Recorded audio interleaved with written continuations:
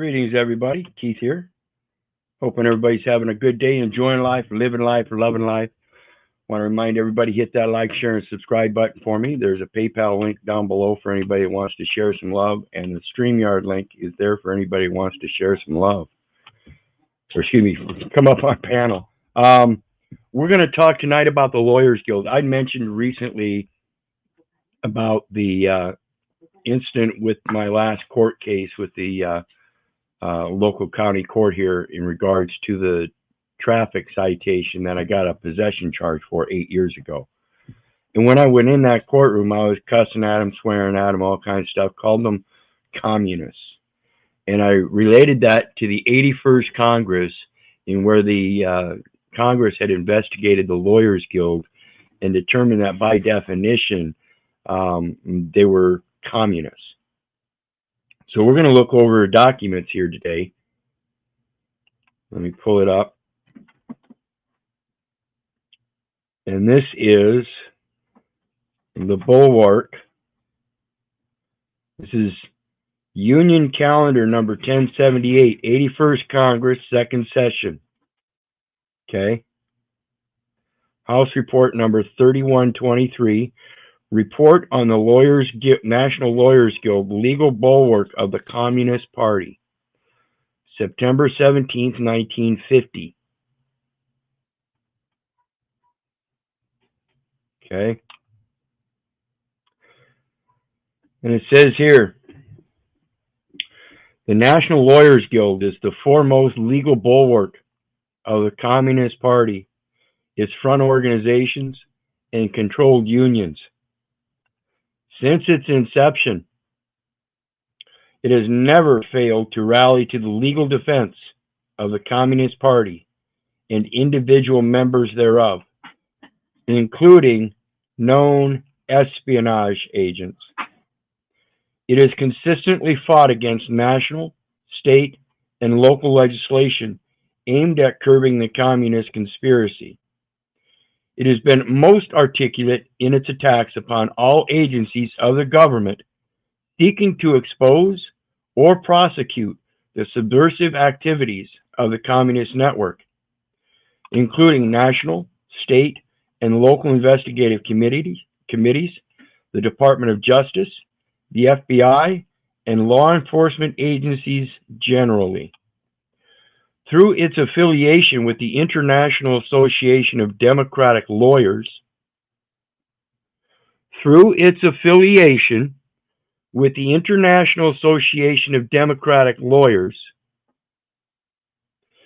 an international communist front organization, the National Lawyers Guild has constituted itself an agent of a foreign principal hostile to the interests of the United States.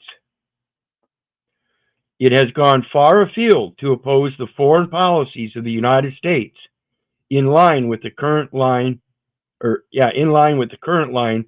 the Soviet Union. Now, you got to remember, this is back in 1950, so we're talking about past tense here. These aims, the real aims of the National Lawyers Guild, as demonstrated conclusively by its activities for the past 13 years of its existence, are not specified in its constitution or statement of avowed purpose. In order to attract non-communists to serve as a cover for its actual purpose as an appendage to the Communist Party, the National Lawyers Guild poses benevolently as a professional organization which shall function as an effective social force in the service of the people to the end that human rights shall be regarded as more sacred than property rights. In the entire history of the Guild, there is no record of its ever having condemned such instances of the violation of human rights as found in Soviet labor camps and in the series of Moscow trials which shocked the civilized world. You remember, they're the ones that had that Bolshevik front that accosted the Jews in their territory before Hitler did. That's what we're talking about, is that prior history. The National Lawyers Guild was formally organized at a convention held in the Washington Hotel in Washington, D.C. on February 12th to the 22nd, 1937. National headquarters were established in the nation's capital, where they remain today. Again, this is 1950. We would have to do some research, find out whether they're even on American soil anymore. Communists publicly hailed the founding of the National Lawyers Guild. Newsmasses, a weekly publication of the Communist Party, featured an article entitled "Defense for the Council: The Need for the National Lawyers Guild" in its issue of June 14, 1938, pages 19 through 21. This article, written by Charles Recht, an attorney for the Soviet government and a member of the Guild, observed that with the growth of the American Labor Party in New York and kindred progressive movements throughout the United States, the lawyers, who in many of the smaller communities are the nerve centers of political activities, will be an invaluable aid in galvanizing the latent liberal elements of the country into a political force. So in case you guys don't understand what's going on there, this was an intent back in them days to bring this liberalization that we see today, this transgenderism, this thing that people seem to think that they can impose their liberal views on you and say that you have to abide by them. It comes from a communist agenda. Okay? Understand that first and foremost. Then understand that this is a military government. And this military government uses commerce as its driving mechanism, that supply and demand chain. And it's only because you keep demanding it that they keep supplying it. And remember, they already know they're not supposed to cast the pearl before the swine.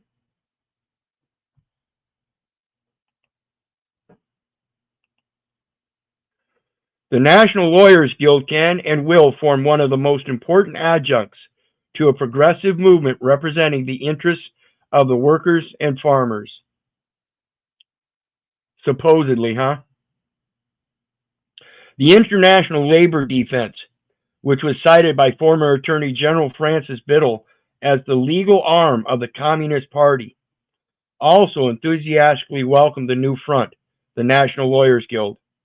The ILD stated in its 1936-37 yearbook that the emergence of the National Lawyers Guild is regarded by the International Labor Defense as a heartening expression of the devotion of thousands of American attorneys to the American principle of democracy.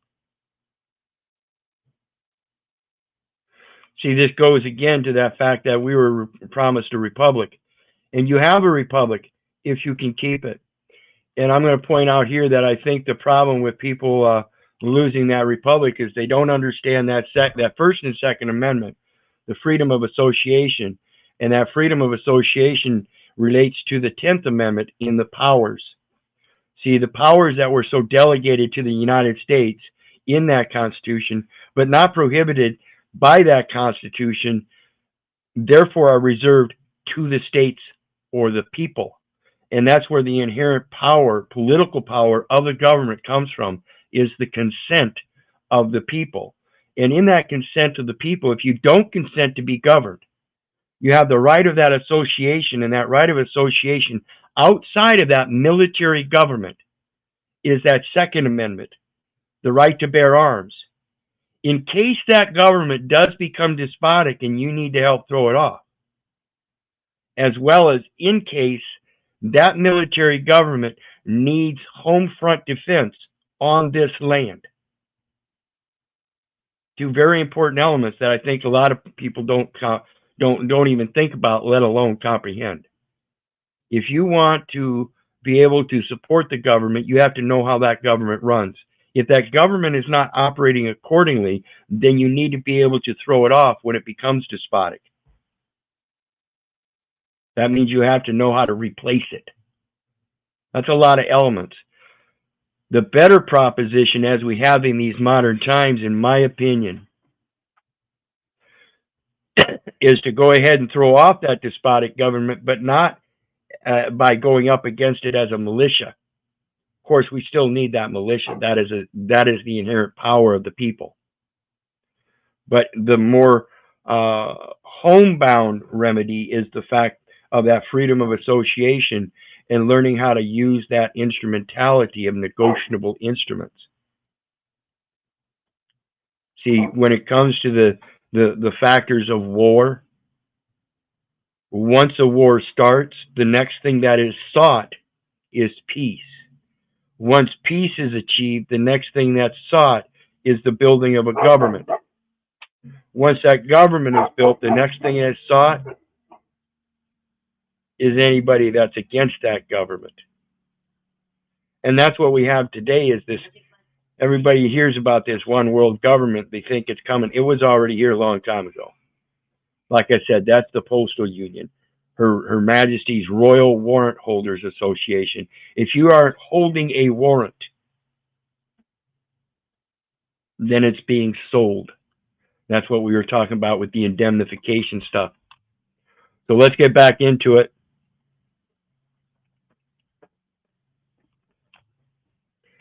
Okay, so it says, and a concrete step on their part in the struggle to maintain and enlarge democratic rights.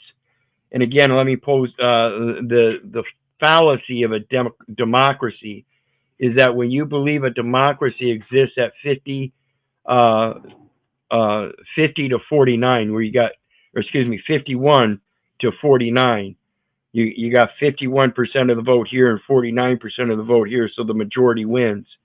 The problem is that's a very unique position in a balance that can be overturned very easily.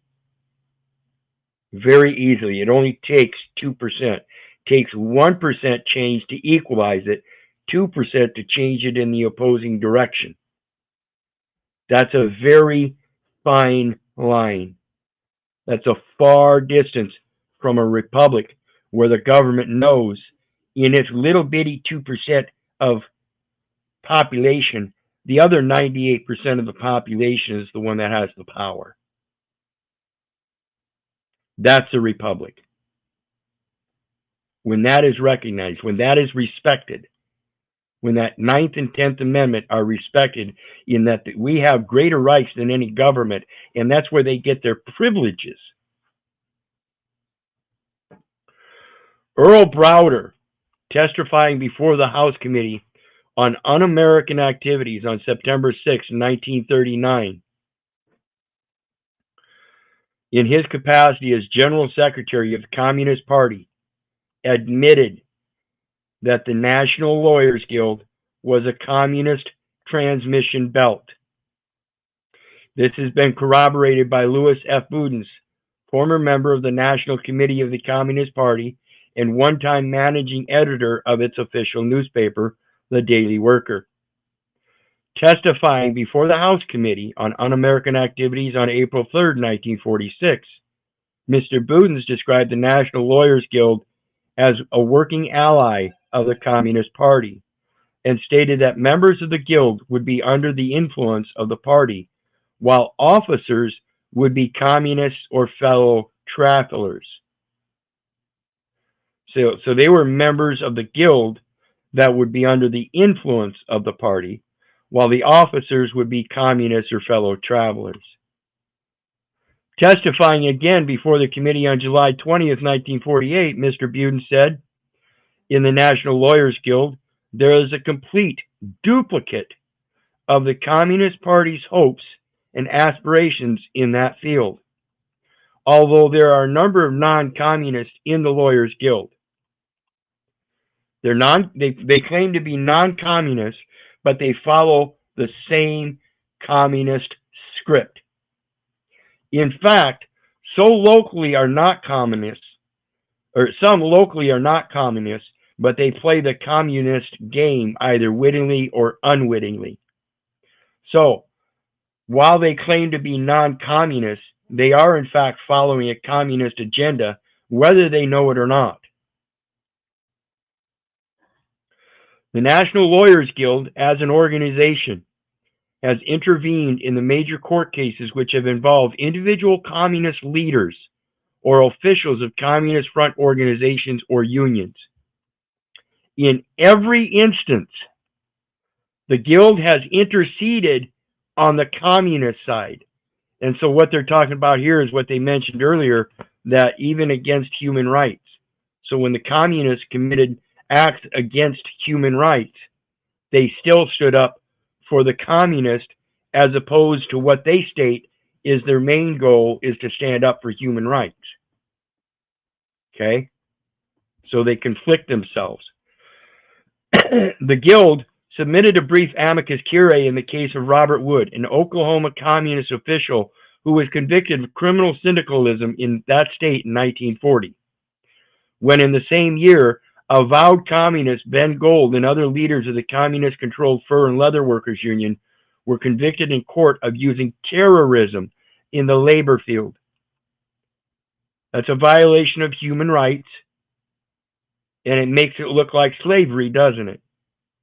One of the most egregious things about violating human rights is making another man a slave. And yet here they are, they're going to stand up for this company.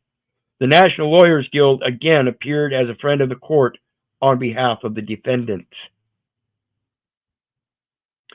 A resolution opposing deportation proceedings against Communist Harry Bridges was adopted by the 5th Convention of the National Lawyers Guild in 1941. The Guild also submitted a brief amicus curiae in the case. In recent years, the National Guild, or Lawyers Guild, has intervened as amicus curiae on behalf of the following leaders, leading communists. And it goes from here. Gerhard Eisler, remember him? Goes all the way down here.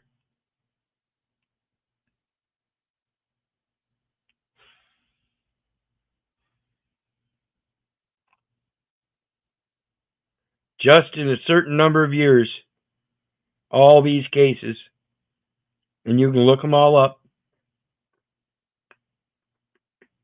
Matter of fact, let me drop this down in the chat for everybody real quick before I forget.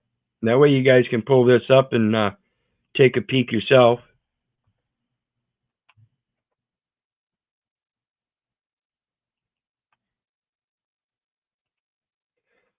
It goes on to say the committee is reproducing below a list of National Lawyers Guild members who have represented witnesses before the Committee on Un-American Activities. In each case,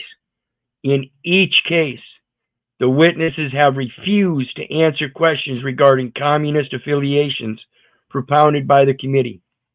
In a number of the cases, espionage activities were involved.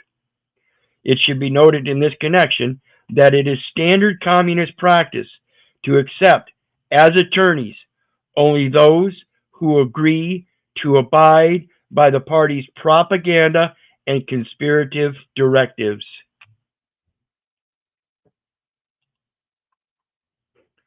Once you guys understand that's what's happening in today's American Bar Association, I don't give a fuck what they say.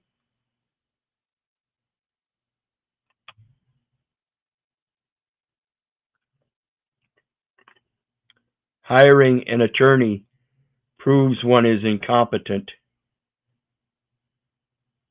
Proves that you don't know their agenda. Because surely if you knew their agenda, you would know they act just like communists. They're here to take your property, and they don't give a fuck about your human rights.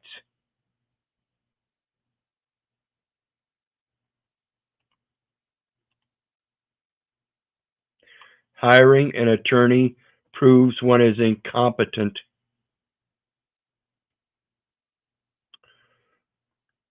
Remember that.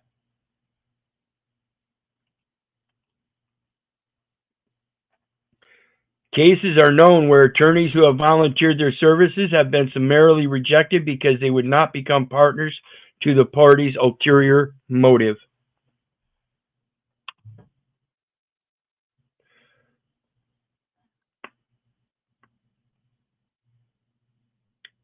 All this.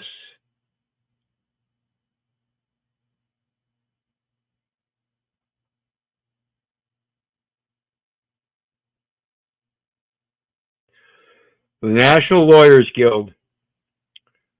The committee does not dispute the right of witnesses appearing before it to have the benefit of counsel. However, the committee believes that the attorneys mentioned above knowingly or unknowingly function under a directive issued by the Central Control Command cooperating, let me make sure that's communist, I think. Yeah.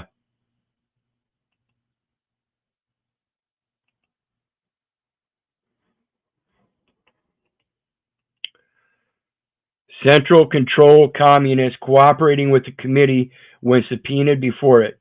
Cases are known where persons subpoenaed before the committee indicated a willingness to cooperate with the committee. But when these persons consulted certain of the attorneys listed above, they refused to answer questions put to them by the committee. Contempt for American courts.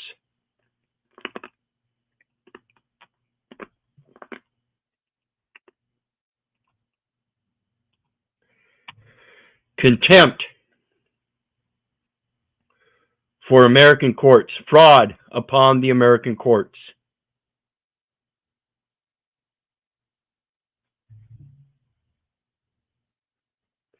And again, I'm not accusing anybody.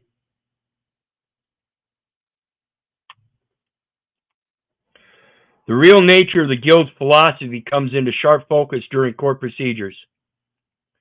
Almost without exception, its leading members, despite their oath as lawyers to uphold the dignity of the court and respect the constitutional morals of jurisprudence, seek to bring the courts and its procedures into disrepute.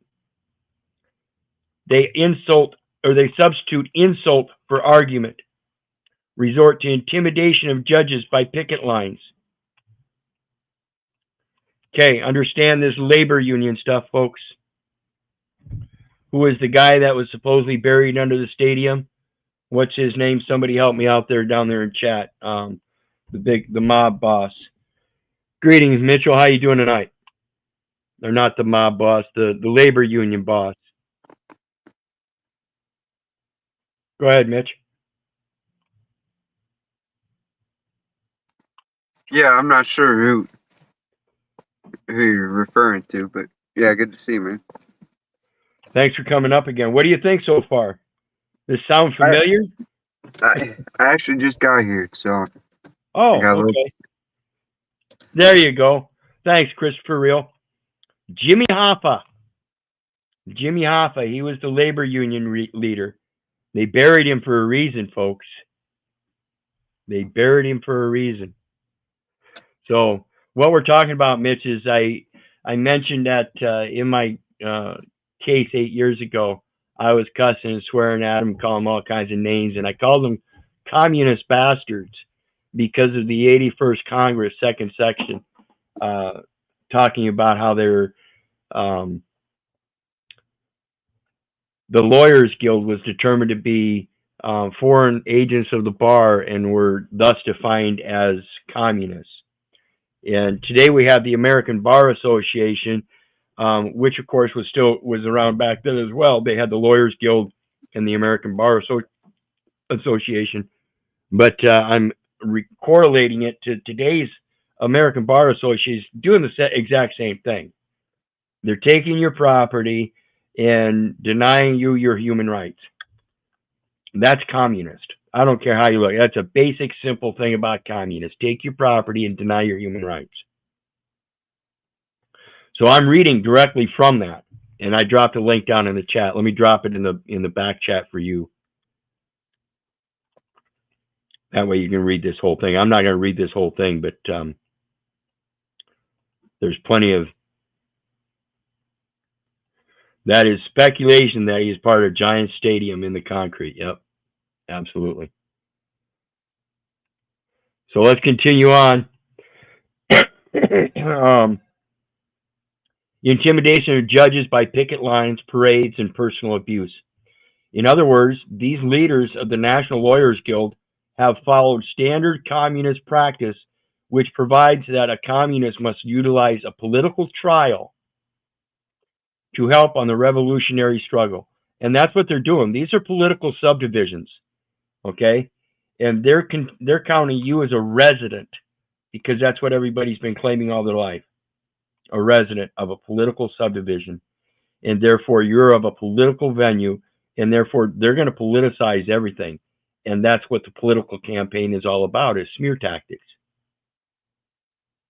That's why you go to court. It's a smear tactic. It's a political subdivision with a smear tactic to make sure that, only certain people will be kings. In a popularity contest I want no part of, go ahead. Just leave me out of it. That's all I ask. I don't think that's too hard to do. And like I said, that's that freedom of association through the First and Second Amendment and Ninth and 10th Amendments. Got to learn how the government is structured, who gives it power, and who takes that power away, and how. Goes on. Our tactics in the public proceedings of the law courts are not tactics of defense, but of attack.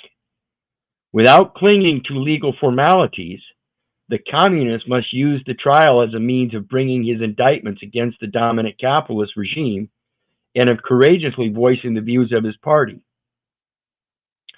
Federal Judge Harold Medina, in citing for contempt the attorneys who defended the 11 communists convicted in New York of advocating to overthrow the United States government by force and violence, noted the frequent and deliberate efforts of the part of the Guild attorneys to inject communist propaganda into the trial. Medina handed down sentences of contempt of court to the following attorneys for the communists, all of whom are members of the National Lawyers Guild. Richard Gladstein, 6 months. George Crockett, 4 months. Maurice Sugar, 30 days. Louis McCabe, 4 months. Abraham Isserman, 4 months. Harry Sacker, 6 months. Abraham Pomerantz, a member of the Guild, appeared as defense attorney for Valentin Gubachev, a Russian charged with spying against the United States. Pomerantz based most of his questions on notes passed to him by a representative of the Soviet embassy, seated at his side during the trial. The Russian official, an agent of the NKV, Soviet secret police, named Novikov, literally staged and managed the Gubachev defense, a procedure without precedent in the United States court history. In other words, they let a communist come in and guide the show in a American court. That is pretty astounding, isn't it? Let's see. Harry Sacker, not Harry Sacker. That is pretty close, though, isn't it? Not only has the behavior of Guild attorneys been noted officially by several federal judges, but the American Bar Association in 1949 received from its Board of Governors a recommendation that the American Bar Association bar from membership any person holding membership in the National Lawyers Guild. The action was based on the grounds that Guild lawyers held beliefs incompatible with membership in the American Bar Association. So we'll have to find out if that actually went through. The National Lawyers Guild attacks on the FBI. Any action on legislative or executive levels of the government which tends to interfere with the communist fifth column operations in this country is guaranteed to evoke a vicious campaign of opposition from the National Lawyers Guild. A striking example is the present attack by the Guild on the Federal Bureau of Investigation, echoing the current line of the Daily Worker in Moscow. The Guild today is crying for an investigation of the FBI, the vigilant guardian of our national security, on the ridiculous grounds that it is a Gestapo or political police whose practices and policies threaten our democracy. And that's exactly what it is. It is a threat, but it's not a threat to the democracy. The democracy is a threat to the republic nature of our government that we're supposed to have. So what I'm posing is that the supposed democracy, again, is brought in because of the bar. And it doesn't matter if it's the Bar Association or the Lawyers Guild. It still has the same intent. They're just not stating it openly as communist, but you can see it follows the same communist lines, just like Congress is saying here that the Lawyers Guild follows communist lines. Today's American Bar Association is following those same lines. And I don't care by what method. I don't care if they're just doing their job. I don't care if they're doing it because that's what they were taught in college. What I care about is that they're operating without using their conscience and their morals.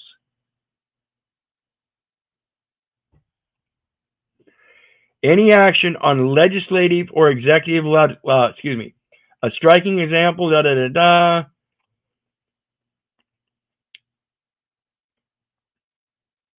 They missed something here. There's something struck out here. I don't know what that is. This attack was timed simultaneously with the tactics employed by the defense in the espionage case involving Judith Copeland. This campaign is simply an intensification of a long-standing Guild effort to discredit and vitiate the Federal Bureau of Investigation. At its 5th annual convention in 1941, the Guild also took action opposing the Gestapo activities of the Federal Bureau of Investigations. So what they're doing here is they're claiming the FBI is committing Gestapo activities, which today I can see. I don't know about it at that time, but it's a tit for tat, quid pro quo, ad hominem attack game. That's all they're doing. At that time, the Guild called for removal of FBI Director J. Edgar Hoover, demanded that Congress reduce the FBI appropriation, and registered opposition to a pending appropriation bill to allot that Bureau $100,000 for the investigation of so-called subversive activities of government employers. J. Edgar Hoover, testifying on February 7, 1950, before a Senate subcommittee on appropriations, noted that the National Lawyers Guild has vociferously denounced the FBI since 1940. Mr. Hoover quoted a Guild member as having stated the following at a meeting of this front organization in 1940. If we keep up the constant criticism of the FBI and of Hoover, and if this criticism is systematically kept up and followed all the time, particularly by organizations, it can and will weaken the power of the FBI and hamper them very effectively. This is what they're using against the very people. It's the same concept. They keep fear-mongering. That's a communist tactic as well. If we keep up the constant criticism of the people, and if the criticism is systematically kept up and followed all the time, particularly by organizations of government, it can and it will weaken the power of the people and hamper them very effectively. That's the way I read it. They're doing the exact same thing to the people of the very nation that they pose as such a strong nation. How can the nation be strong again if they don't have the comprehension reading level of a seventh of anything but a 7th or 8th grade student? How strong can a nation be if the nation's people are always in fear? How strong can a nation be if those people that are in fear are so in fear they don't even own weapons? See, I think we should own more weapons and let it be known.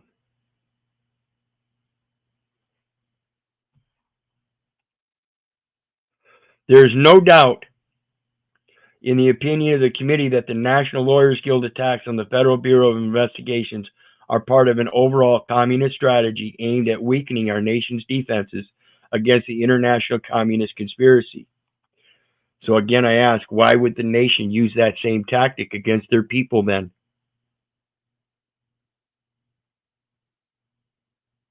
So though those people in that courtroom 8 years ago may not have been of the Lawyers Guild, I still see them doing the exact same thing, and I see them the exact same way.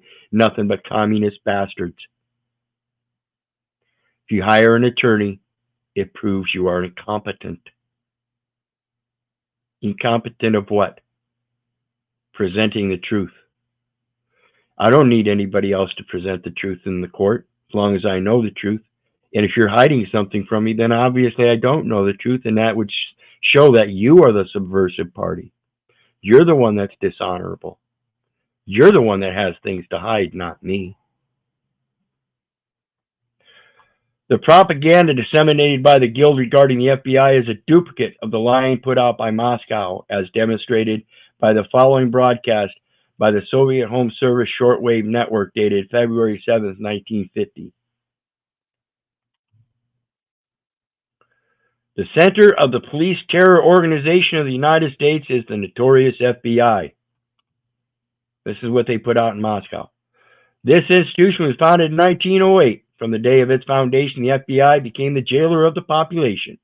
The head of this organization is responsible to the United States President and keeps him informed of future plans and results of past activity. The true bosses of the FBI, however, are the 60 families of the American millionaires. All of the activities of the FBI, as well as the rest of the United States government, are directed towards the defense of the interests of these actual rulers of modern America. Interesting how it resounds the same today. I think the report may have been accurate. The FBI has been turned into an organization for intimidating the United States man in the street by means of all forms of violence, blackmail, terror, and other police measures. The monopoly press knows no limit to its praise of the FBI, which was some time ago pronounced by the UP to the greatest national institution of the United States. See, they were calling them monopoly press back then. Basically calling them false news back then, just a different term for false news. Different term for propaganda press. The FBI budget grows yearly. In 1949, it was almost so many dollars. To this must be added the so-called special funds allocated by the president and government, and the generous and certainly not insignificant presence from the monopolies who wish to develop still further the regime of police terror with a view to the final subjugation of the American people. They're getting close, folks. They're getting close.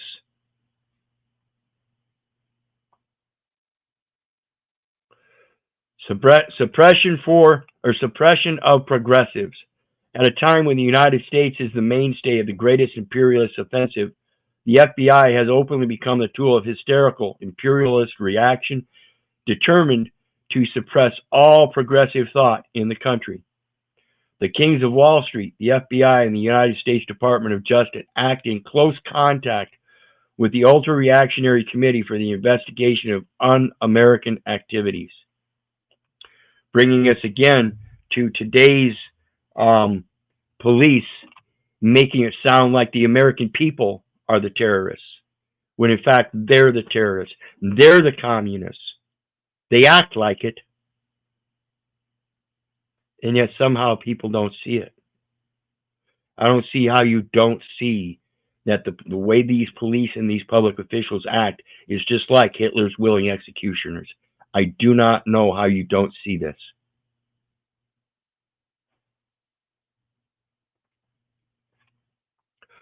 So let's get on to the next part. This one here says, conclusion.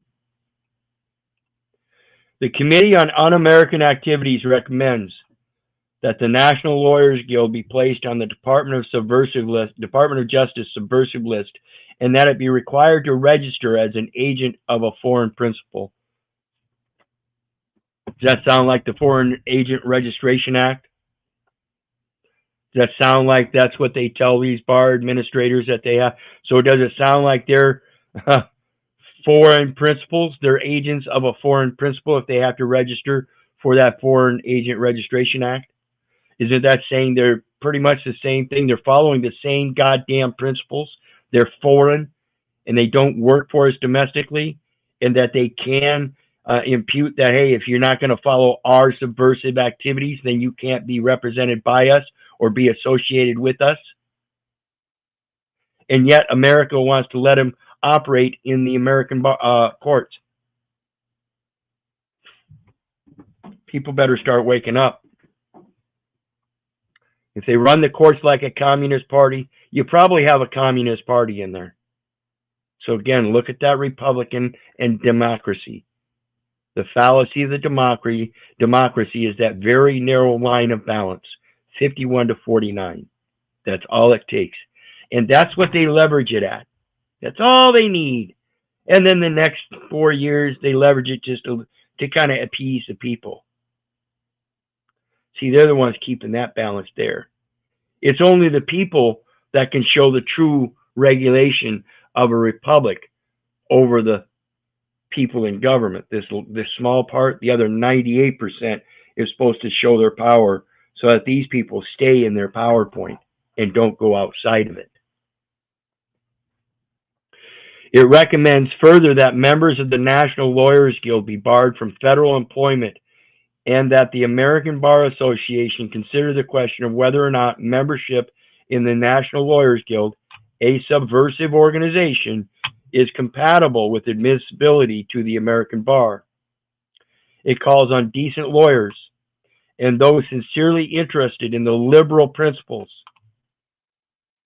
Remember they talked about earlier, the latent liberal principles?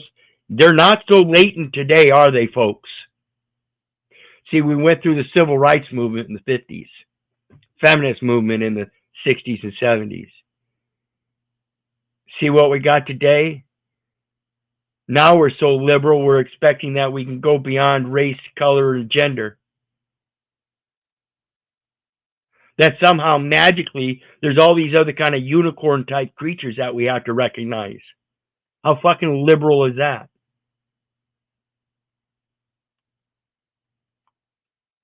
Of American justice to warn the younger members of the bar of the real nature of the guild, an arm of the international communist conspiracy.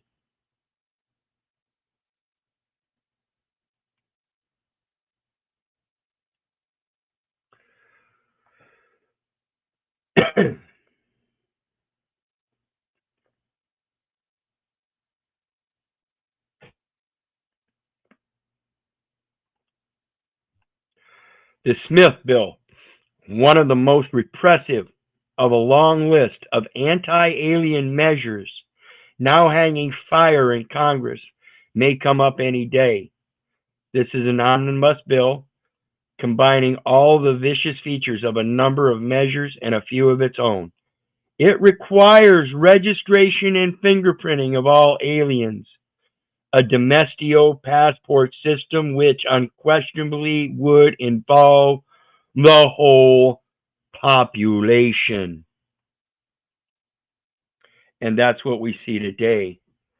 Everybody is required to have some kind of ID, driver's license, or passport. That's that Interstate Identification Index held by the FBI and the fingerprint file. Good evening, India Maria. How you doing tonight, sister? Good evening, Brother Keith. Identification Index. Dean. Absolutely, I identify as free from government. I'm tired of the government dummies too. I agree. And that's what we need to teach our children. We are free from government. Understand how we beat their record by posing that private journal, a fortiori, something greater, a force majeure, a greater force, a heavenly force, or to combat, because we're not in your war. We come with peace as a prophet unto the nations. So sanctified and ordained, because when we were discharged as a man from our mother's waters, it was done at the behest of his will, because he's the one that wrote his law on my heart with the index finger of his right hand before he formed me in the belly, because that's when he knew me. I'm not going to play any more games, and I don't have any children I can pass it on to myself. So I have to be able to pass it on to you people, and all I can do is hope to impress how important that is. That's what's destroying our nation, is the destruction of our family. Excuse me, Brother Keith. Go ahead. What exactly are we reading right now? This is, let me go ahead and drop it in the chat again. This is the legal bulwark of the Communist Party from the 81st Congress of 1950, second session, wherein the Congress investigated the Lawyers Guild and determined that they were communist by definition. Got it. Thank you. And basically, you know, that's one of the things that got me on this road is,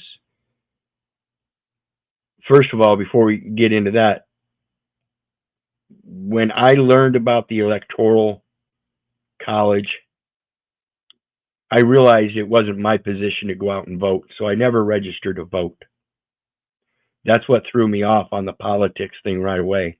If I can't actually have a vote that counts, then why would I want to vote? Okay? And so when it comes to this stuff today, I'm not very political about anything. I know how politics work by studying the history. And again, this is one of those elements. Most people today don't know a damn thing about civics because they never got taught that in school. They got a social studies class, and in that social studies class, they may have touched on civics a little bit here and there, but they certainly didn't teach them enough that they could pass a civics test to prove that they were competent in civics. And that's a major problem with our public education system, and people just believing that they're educating those children well enough to go out into an adult world and be safe and be able to protect themselves. And that's why our government has grown so big.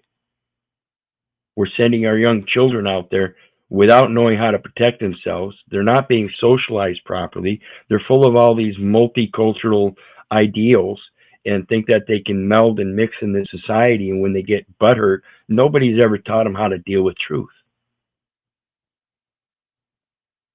It's a confusion mechanism, a distraction, a division to teach our children to just remember certain things. We should be teaching our children that principle about giving a man a fish and you feed him for a day, but if you teach him to fish, he'll learn how to feed himself for a lifetime, and then he can pass it on. You feed a man a fish a day, he comes back the next day, you got to feed him another fish.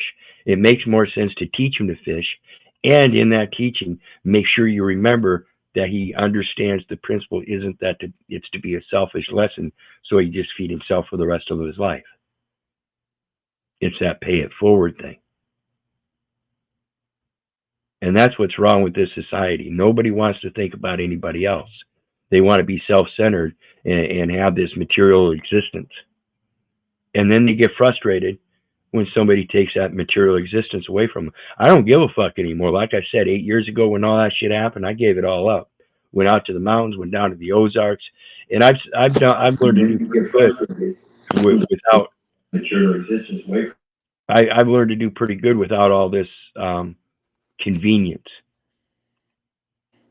Go ahead, sister. I've come to realize, Brother Keith, that a lot of people think that because it's it's just one. I'm only one. There's nothing I can do. I get that a lot when I try to share all this information with everyone else. Yeah, that's one of the things we've got to realize. Like I was saying earlier about self-esteem. We get involved in this popularity contest, and everybody thinks they have to have a pat on the shoulder from somebody else to let them know that they're a good being. That should be in your heart already, and that should be developed when we're young. And that's the part that should be encouraged. Like I mentioned the other day about the Heroic Imagination Project, we've been taught to, or grown up in this indoctrination without thinking about anything except to remember things. And that's one of those things that lets our true character come out in our adult stages when we're not taught to think for ourselves. The true character comes out through the emotional side, and it gets all chaotic because they don't know how to keep it in order. If you learn how to think for yourself and have a true thought process, you learn how to put things in order. It sets the emotions aside because it trains you to think about things in life that you may not be prepared for, so that when they do come upon, your emotions don't get in the way of resolving it. If your emotions get in the way of resolving a problem, it tends to last longer than it should. I That's agree. and Yes. that drives commerce.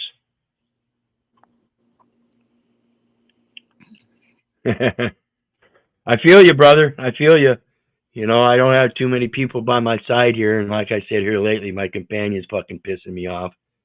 Um, Seems like she wants to support the other people with excuses and lame ideas and stuff because she's caught up in her own cognitive dissonance, and it's really driving my fucking edge. I, You know, I'm the same, brother Keith. I'm over here in Houston, Texas, and I feel all alone. Even when I run into people that seem to be awake and have some kind of knowledge about this, and as you know, my speech problem doesn't really allow me to express myself and explain as I comprehend. So I'm always trying to share things with people, and no one wants to listen. It's easier to just turn the other way and not do the homework, and not, and it's easier to be on TikTok and watching all these dumb videos that just continue to just dumb us down and indoctrinate us even more than it is to just actually do the research. I don't comprehend. I don't understand any of this. This nation, because everyone's an American, right? And we are for the United States, and we're patriots and all this. And you're watching this so-called nation go down, but you refuse to get up and do something about it. And I, okay, I can't find the words. but that's all right. I mean, it's even for me. Like I said with my companion, I want to thank Dean Phillips. He says, "Blessed to have a companion of a similar mindset," and truly, yes. And I'm not saying I don't love my companion because I do, but there's only so much a man can deal with in trying to make things work. And when it gets this tight and everything and this important, I can't, like I said, I love you, but I don't give a fuck whether you love me back or not. And that goes for my companion. If she wants to sit there and support the neighbors and their insanity and try to come up with excuses for them why they don't want me going across that parking lot, or why the police behave the way they do, or why the people won't accept that there's a process for redemption for the hospital bills and stuff, I don't give a fuck. I don't give a fuck if you don't understand it. That's why I'm doing this. I can explain it to you, but I can't comprehend it for you. So the best way for you to comprehend it is not to believe me, not to believe the neighbor, not to believe the government, and for crying out loud, don't believe your mother. Do your research so you know. And this is the same for anybody else. You come at me with stupid questions. I'm going to give you the most honest answer I can, but be prepared. It might be a little blunt and rude. I like blunt. I like straightforward people. I don't like people that bullshit me, and I like blunt, brother Keith. That's why I watch and I listen to you and I talk to you. Well, yeah, and sometimes some people don't understand that, and they think it's anger and hatred and stuff. And no, I have to protect my companion. I can't let her go around by herself acting stupid. She can get herself in trouble. Around me, that ain't going to happen.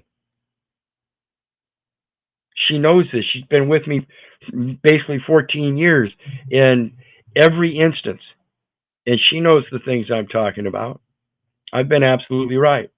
She went to court with me during that traffic violation thing, sixth offense possession. She saw what they were doing in court. She knew it wasn't right. She couldn't pinpoint what wasn't right about it, but she could see it wasn't right. And as I've gone and shown her the various different things, she sees more and more.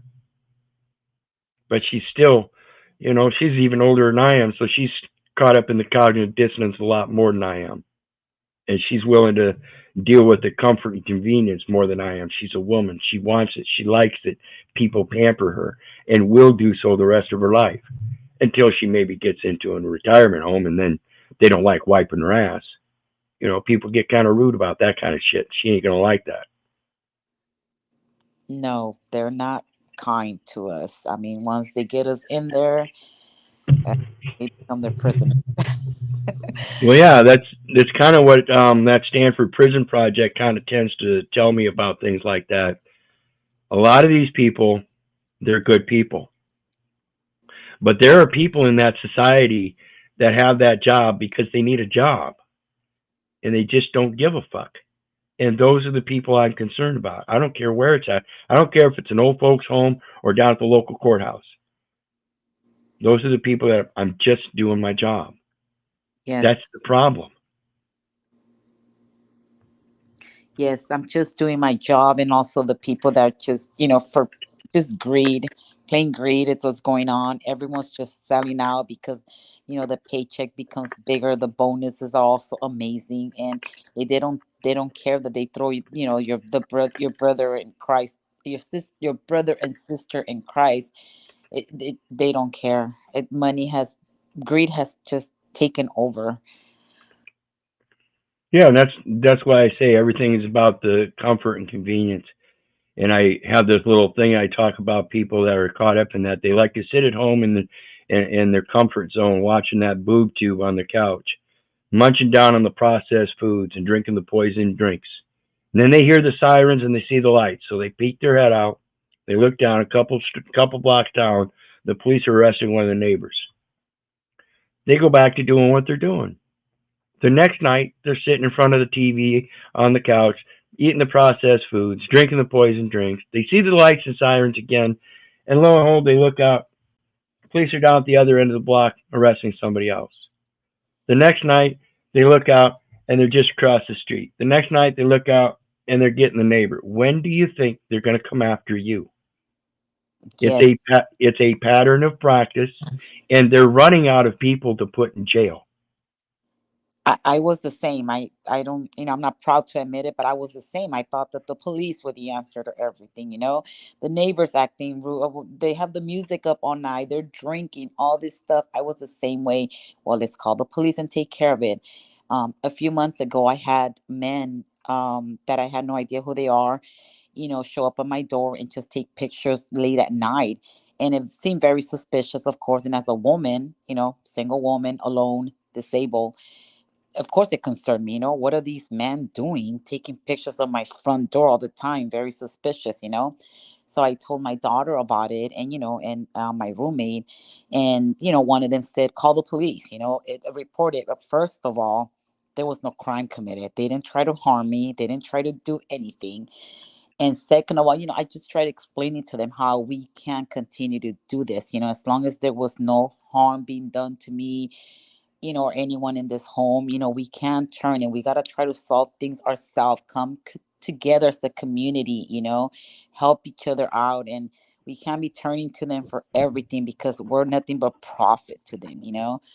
um Absolutely, yeah. We are the feedlots for them. We are feeding them literally. Yes, and I did mention also. I said, these men, they're not trying to harm me. I said, no, thank God, of course, and I pray, of course, that they don't. They're not trying to harm me. I said, for all we know, they have small warrants, which they shouldn't have. And this is how we continue to feed them. We continue to turn each other in when sometimes, maybe they all back child support. I mean, it just doesn't matter. The list goes on and on and on, and this is how they continue to screw us over. They're not there to help us. They're there to screw us. So I don't do it anymore. I don't rely on them. I rely on myself, and I do what I can to just keep myself safe and just, okay, I'm out of words. Sorry. Well, that's what we were talking about earlier. You know, there comes a point where, you know, you got to behave yourself to a certain degree. You know, there's different levels of how far you can reach beyond in this zone of disrespecting when it comes to these officers alongside the road.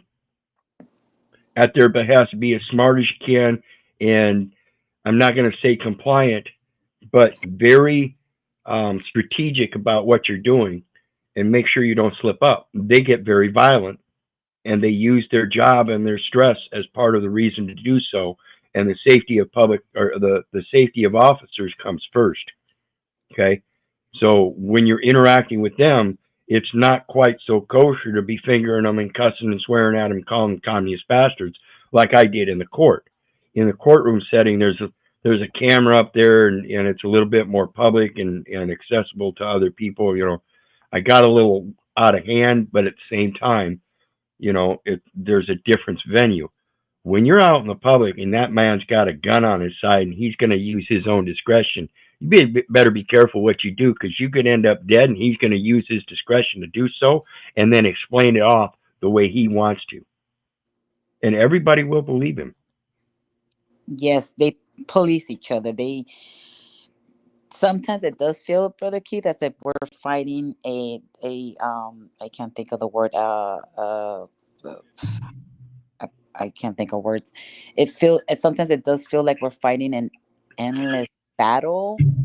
Um, Well, that's because what it's meant to be. when you see your neighbors, and I'm not giving up. I'm not, regardless of my disabilities and everything. I'm not giving up. But when you see your own neighbors turning on you, continue to turn on each other.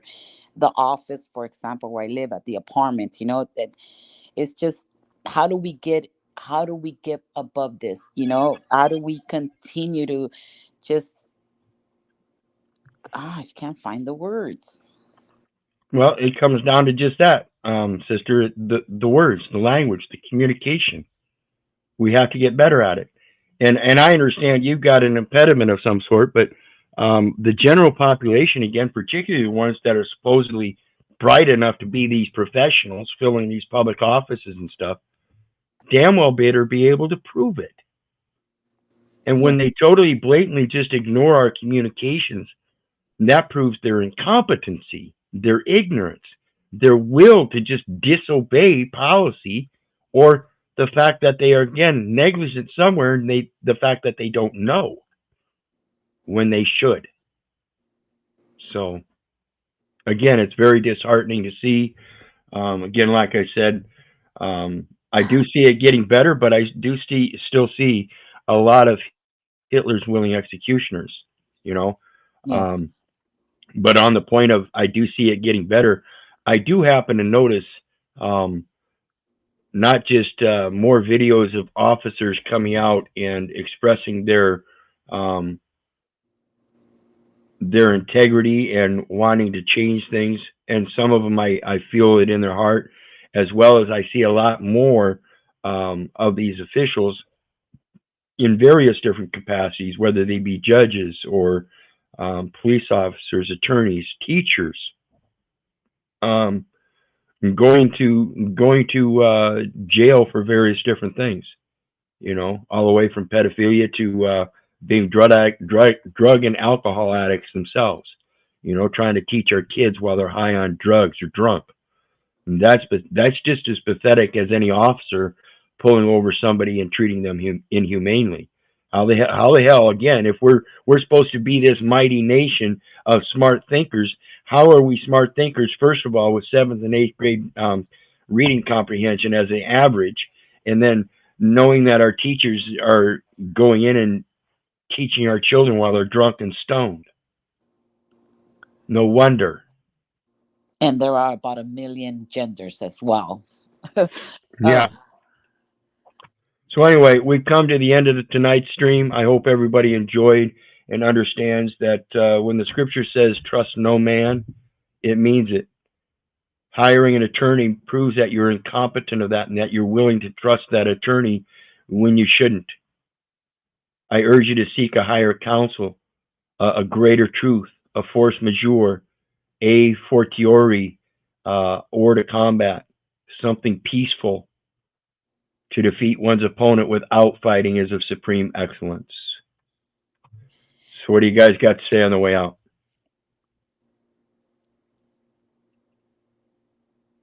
Brother Keith, quick question. When someone signs with an attorney, what is it? I forgot what it's called. I know it's called we're signing over our. Giving them a power of attorney? There you go, power of attorney.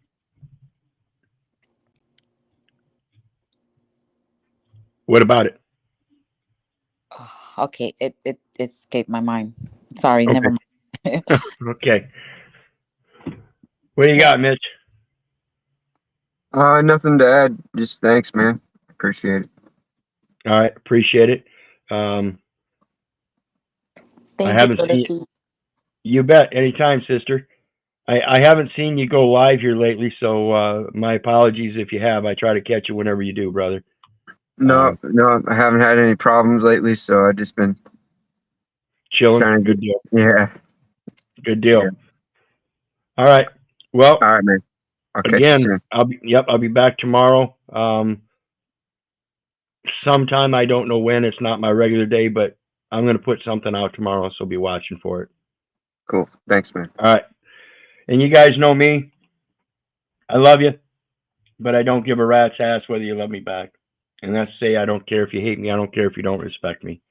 That's on you. So may God bless you. Have a good night. Remember, hit that like, share, and subscribe button on the way out. And if you feel like sharing some love, tag that PayPal button. Anything is appreciated. God bless. Bye now.